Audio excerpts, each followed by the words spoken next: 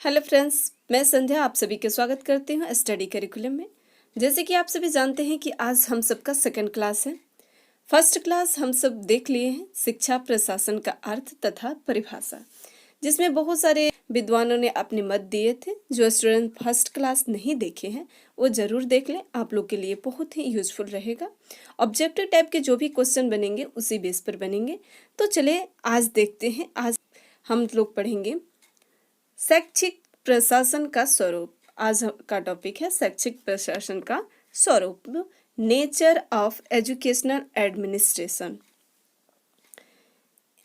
शिक्षा प्रशासन जो होता है इसका मुख्य विषय अधिग्रहण या सत्ता का नियंत्रण माना जाता है। इसका जो मुख्य विषय होता है वो अधिग्रहण या सत्ता जो होती है उसके नियंत्रण माना जाता है, क्योंकि जो प्रशासन होता है, प्रशासन का स्वरूप तथा उसकी गुणवत्ता इस बात पर निर्भर करती है कि सत्ता या नियंत्रण करने की शक्ति कि किस बिंदु पर आधारित होती है। और जो सत्ता तथा नियंत्रण करने की शक्ति जो होती है वो किस बिंदु पर आधारित होती है, और उनका जो प्रयोग होता है वो किस प्रकार किया जाता है। और सत्ता के जो प्रयोग होता है तथा नियंत्रण की शक्ति की, तो वो किस प्रयोग किया जाता है। वस्तुतः अधिग्रहण जो होता है उस शक्ति की परिलक्षित करता है, और अधिग्रहण जो होता है उस शक्ति की परिलक्षित करता है जो कार्यकर्ताओं के कार्यों का विभाजन करती है तथा कार्य के लिए उन्हें जो कार्यकर्ता हैं उनकी कार्य को विभाजन करती है, और उनकी जो कार्य है कार्य के लिए उन्हें उत्तरदायित्व भी बनाती है। नियंत्रण वह प्रणाली है, और नियंत्रण जो है वह प्रणाली है जिसके द्वारा शक्ति का प्रयोग किया जाता है, और शक्ति का प्रयोग किया जाता है। परंतु ये जो दोनों तत्व होते हैं अधिग्रहण तथा नियंत्रण, मिलकर प्रशासन की गुणवत्ता का जो निर्णय करते हैं। प्रशासन की गुणवत्ता के निर्णय कौन करता है? तो प्राधिकरण तथा नियंत्रण दोनों मिलकर करते हैं। प्रशासन में जो प्राधिकरण होता है या तथा नियंत्रण की प्रमुख पक्ष होती है, जैसे कि केंद्रीकरण तथा विकेंद्रीकरण, सेंट्रलाइजेशन एंड डिसेंट्रलाइजेशन। और सेकंड जो होता है बाह्य तथा आंतरिक प्रशासन, बाह्य प्रशासन, एक्सटर्नल एंड इंटरनल एडमिनिस्ट्रेशन। तो बाह्य और आंतरिक प्रशासन सबसे देखते हैं कि केंद्रीकरण जो होता है, यह प्रशासन जो होता है वह एक स्वरूप है जिसमें सत्ता या शक्ति का केंद्रीय साधन में निहित, केंद्रीय साधन में जो निहित होती है, यही केंद्रीय साधन नीतियों तथा निर्धारणों क्रियान्वय करता है, साथ ही आदेश एवं धन प्रदान करता है। और केंद्रीकरण जो होता है साथ ही आदेश भी देता है तथा धन प्रदान करता है। इस प्रकार का जो प्रशासन एक स्वरूपता होती है, यूनिफॉर्मिटी होती है, लाने पर बल देता है, जिसमें शिक्षा पर राज्य का एकाधिकार होता है। और शिक्षा जो है, शिक्षा पर राज्य का एकाधिकार होता है किसके अंतर्गत? तो केंद्रीकरण के अंतर्गत। तो यह प्रशासन जो होता है नौकरशाहियों से अधिकृत होता है, और यह प्रशासन जो होता है वो नौकरशाहियों से अधिकृत होता है। तो इस टाइप के ऑब्जेक्टिव टाइप क्वेश्चन बन सकते हैं कि किस पर शिक्षा पर राज्य का एकाधिकार होता है, क्या केंद्रीकरण पर होता है तो या विकेंद्रीकरण पर होता है। तो इस टाइप के ऑब्जेक्टिव टाइप क्वेश्चन बन सकते हैं। तो प्लीज़ आप लोग वीडियो को अंतिम तक जरूर देखें अच्छे से। इस टॉपिक के अंत में ऑब्जेक्टिव टाइप क्वेश्चन कराऊंगी, जिसमें आप सभी देखेंगे कि आप अपना कितना स्कोर कर पाते हैं। तो इस वीडियो को अंतिम तक आप ज़रूर देखें, क्योंकि आप लोग के एग्ज़ाम के लिए बहुत ही यूज़फुल है, और एग्ज़ाम जो है वो जल्दी कंडक्ट कराएगा। तो आप लोग प्लीज़ अपनी पढ़ाई के कंटिन्यू रखें। नेक्स्ट है विकेंद्रीकरण। विकेंद्रीकरण जो होता है यह प्रशासन का वह स्वरूप है जिसमें सत्ता का विकेंद्रीकरण होता है, सत्ता का विकेंद्रीकरण होता है। यह स्वरूप स्थानीय समुदायों के आत्मनिर्णय, जो स्थानीय समुदाय होते हैं उनकी आत्मनिर्णय सेल्फ डिटर्मिनेशन के सिद्धांत पर आधारित होती है। सेल्फ डिटर्मिनेशन के सिद्धांत पर आधारित होती है कौन? तो विकेंद्रीकरण। इस स्वरूप की शिक्षा जो प्रशासन में अभिभावकों, समुदाय तथा शिक्षकों तीनों को समान महत्व प्रदान किया जाता है। और इसमें विकेंद्रीकरण में अभिभावकों को भी, समुदाय और शिक्षक, इन तीनों को भी समान महत्व दिया जाता है। साथ ही शिक्षा को एक सहयोगी जो प्रयास माना जाता है, और जो साथ ही शिक्षा जो है इसको सहयोगी प्रयास माना जाता है। यह प्रशासन स्थानीय परिस्थितियों के साथ अनुकूल करने पर बल देता है, और स्थानीय जो परिस्थितियां होती है उसके अनुकूल पर बल देता है। साथ ही जो विधियां होती है, विविधता, साथ ही यह विविधता को कायम रखता है, और साथ ही यह विविधता को कायम रखता है और अंतः क्रियाओं के स्वतंत्र अभिव्यक्त पर बल देता है, और अंतः क्रियाओं के जो भी स्वतंत्र अभिव्यक्ति पर बल देता है। नेक्स्ट है बाह्य तथा आंतरिक प्रशासन। बाह्य और आंतरिक प्रशासन, एक्सटर्नल एंड इंटरनल एडमिनिस्ट्रेशन।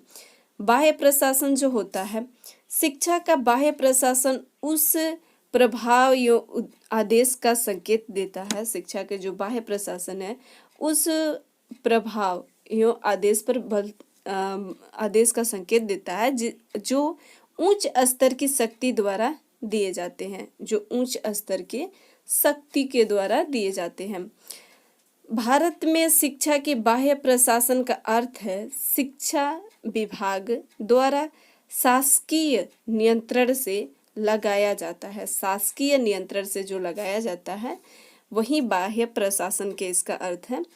बाह्य प्रशासन नियमों का निर्माण करता है तथा पाठ्य पुस्तकों पाठ्यक्रम निर्धारित करता है, जो नियम का निर्धारण करता है और पाठ्य पुस्तक पाठ्यक्रम का भी निर्धारित करता है। इसके साथ ही वह भावनाओं को निर्माण एवं खेल के मैदान की व्यवस्था में भावनाओं को निर्माण करता है और खेल के मैदान की व्यवस्था में सहायता देता है।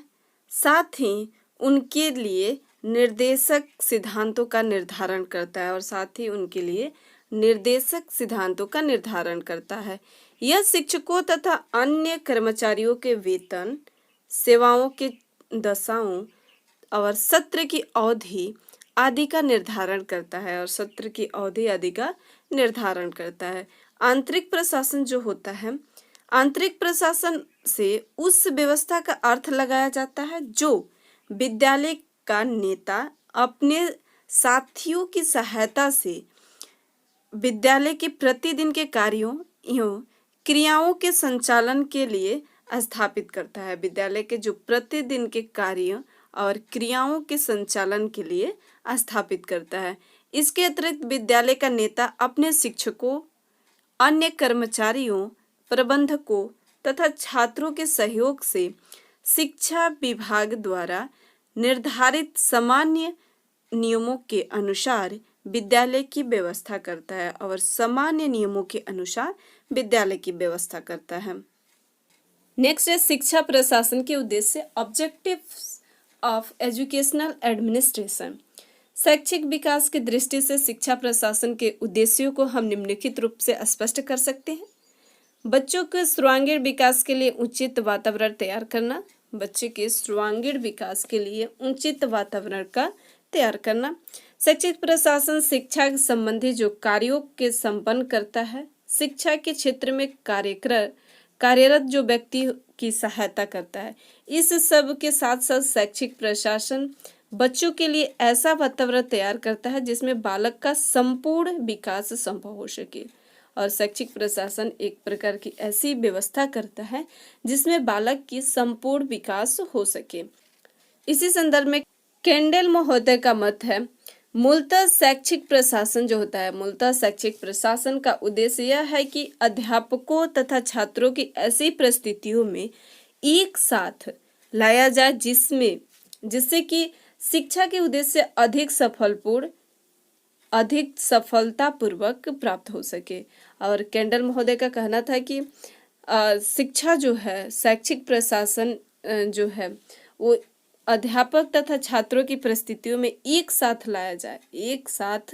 लाया जाए जिससे कि शिक्षा के जो उद्देश्य है वो अधिक सफलतापूर्वक प्राप्त हो सके। नेक्स्ट है सही बालकों को सही शिक्षकों द्वारा सही शिक्षा प्रदान करना। सही बालकों को सही शिक्षा द्वारा सही शिक्षा प्रदान करना।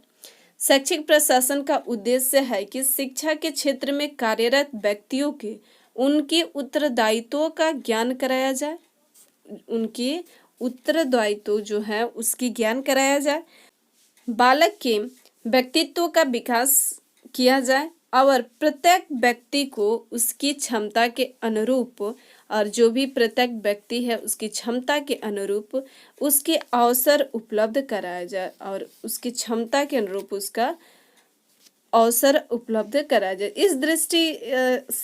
इस दृष्टि से शैक्षिक प्रशासन जो है प्रत्येक स्तर पर शैक्षिक कार्यक्रम, क्रियाकलाप और अन्य गतिविधियों का सुचारू रूप से संचालन करता है। और शैक्षिक प्रशासन जो है वो इनकी क्रियाकलाप और कार्यक्रम के अन्य रूप से भी सुचारू रूप से संचालन करता है। और कर्मचारियों की नियुक्ति, सेवा शर्तों तथा उनके प्रशिक्षण का निर्धारण करता है ताकि शिक्षा की सही दिशा में प्रगति हो सके और शिक्षा की जो सही दिशा में प्रगति हो सके। सही शिक्षा के संदर्भ में ग्राहम वेलफोर महोदय ने कहा, का मत है, शैक्षिक प्रशासन का उद्देश्य सही बालकों को सही शिक्षकों द्वारा, शैक्षिक प्रशासन का जो उद्देश्य है वो सही बालकों को सही शिक्षकों द्वारा राज्य से सीमित साधनों के अंतर्गत उपलब्ध व्यय से सभी उपलब्ध जो व्यय है उसे सही शिक्षा लेने योग्य बनाना है, जिससे वे बालक शिक्षा प्राप्त करके लाभान्वित हो सके किनका मत है तो ग्राहम वेलफोर महोदय का मत है। नेक्स्ट है शिक्षा को उत्पादन का साधन बनाना, और शिक्षा को उत्पादन का साधन बनाना। शैक्षिक प्रशासन शिक्षा के उत्पादन का साधन बनाने में सहायता करता है और शैक्षिक प्रशासन जो है वो इसका उत्पादन बनाने में सहायता करता है शिक्षा प्रशासन का। फलस्वरूप किसी संस्था के छात्रों की संख्या में वृद्धि होती है, लेकिन शैक्षिक प्रशासन छात्रों की संख्या में वृद्धि तक ही सीमित नहीं रहता, अपितु यह इससे भी आगे बढ़कर छात्रों की जो योग्यता और गुणवत्ता में वृद्धि करने का प्रयास भी करता है। यह प्रयास जो है बालकों की परीक्षा जो परिणामों से विदित होता है और परीक्षा परिणामों से विदित होता है, गुणात्मक में यह वृद्धि ही वास्तविक उत्पादन है और गुणात्मक में जो वृद्धि होती है वही वास्तविक उत्पादन है। नेक्स्ट है शिक्षा को सुनिश्चित योजना और सुनियोजित रूप प्रदान करना। शिक्षा के सुनिश्चित जो योजना है और उनका सुनियोजित रूप प्रदान करना। शैक्षिक प्रशासन शिक्षा को सुनियोजित रूप प्रदान करने में सहायता करता है। यह सुनिश्चित योजना का निर्माण करता है और एक सुनिश्चित योजना का निर्माण करता है ताकि शिक्षा समाज के अनुरूप संचालित हो सके और राज्य एवं सरकार की शिक्षा नीति का क्रियान्वयन सही रूप से हो सके। सुनियोजन के संदर्भ में आर्थर वी मोहिलमन का कथन है, शिक्षा का जो कार्य है वो निश्चित संगठन अथवा सुनिश्चित योजना, विधियों, व्यक्तियों तथा आर्थिक साधनों के माध्यम से चलाना चाहिए। किसके अनुसार? तो आर्थर वी मोहिलमन के अनुसार। नेक्स्ट है शिक्षा की आवश्यकताओं के अनुरूप निर्णय लेना एवं शिक्षा संबंधी नीतियों का निर्धारण तथा क्रियान्वयन करना। शैक्षिक प्रशासन का उद्देश्य है कि वह शिक्षा जो संबंधी उचित कार्यों, निर्णयों और विचारों को प्रोत्साहित करे और प्रशासन में लगे सभी व्यक्तियों को प्रेरित करे। और जो प्रशासन में लगे सभी व्यक्तियों को प्रेरित करें, ताकि सभी शिक्षक भय मुक्त होकर छात्रों को ज्ञान प्रदान करें, और ताकि जो सभी शिक्षक हैं वो भय मुक्त होकर छात्रों को ज्ञान प्रदान करें। इसके साथ ही शैक्षिक प्रशासन राज्य और सरकार की शिक्षा संबंधी नीतियों का क्रियान्वयन करे। ऐसी योजना बनाई जाए जिससे सभी कर्मचारियों को समय समय पर महत्वपूर्ण परामर्श मिले, कुशल निर्देशन मिले तथा उपयुक्त निर्णय और उनका उपयुक्त सुझाव मिले।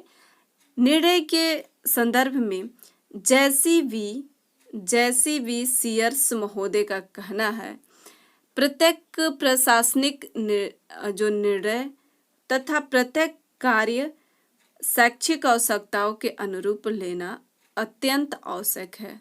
शैक्षिक आवश्यकताओं के अनुरूप लेना अत्यंत आवश्यक है। किनके कहना है? तो JCV सीयर्स के अनुसार। नेक्स्ट है प्रजातांत्रिक दृष्टिकोण विकसित करना और प्रजातांत्रिक दृष्टिकोण विकसित करना। शैक्षिक प्रशासन का उद्देश्य छात्रों एवं कर्मचारियों शैक्षिक प्रशासन का उद्देश्य जो है छात्रों एवं कर्मचारियों में श्रेष्ठ नागरिकता, धर्मनिरपेक्ष एवं समानता की भावना का विकास करना है। यह भावना जो होती है प्रजातांत्रिक दृष्टिकोण का विकास करती है तथा शिक्षण संस्थाओं के व्यक्तियों में पारस्परिक सहयोग और स्वशासन का प्रशिक्षण प्रदान करती है। शिक्षा के नवीन उद्देश्यों, मूल्यों, मान्यताओं, सिद्धांतों आदि के साथ सामंजस्य स्थापित करती है और नवीन जो उद्देश्य, मूल्य, मान्यता, सिद्धांत आदि से उनका सामंजस्य स्थापित करती है। इस प्रकार इस दृष्टिकोण शिक्षा संबंधित नवीन उत्तरदायित्वों को स्वीकार करना तथा उनका उचित निर्वाह करने के लिए तैयार करता है, ताकि जनतांत्रिक व्यवस्था सफल हो सके। प्रजातंत्र के संदर्भ में केजी सैदेन महोदय का कथन है, आज के युग में विद्यालय को प्रजातंत्र के सिद्धांतों के अनुसार चलाया जाना चाहिए और प्रजातंत्र के सिद्धांत के अनुसार चलाना जाना चाहिए। यदि यह सिद्धांत ही ओझल हो जाता है तो प्रशासन तथा निरीक्षण का महत्व ही समाप्त हो जाएगा। अगर ये प्रशासन जो है ओझल हो जाता है तो प्रशासन तथा निरीक्षण का जो महत्व है वह भी समाप्त हो जाएगा। किसके अनुसार? तो केजी सैदेन के अनुसार। नेक्स्ट पढ़ेंगे हम लोग शैक्षिक या शिक्षा प्रशासन का क्षेत्र, scope of educational administration. Next class में हम लोग पढ़ेंगे। इसके बाद टॉपिक के जितने भी ऑब्जेक्टिव टाइप क्वेश्चन बनेंगे एक और क्लास करा दूंगी, जिसमें आप सभी के एग्जाम के लिए बहुत ही महत्वपूर्ण रहेगा।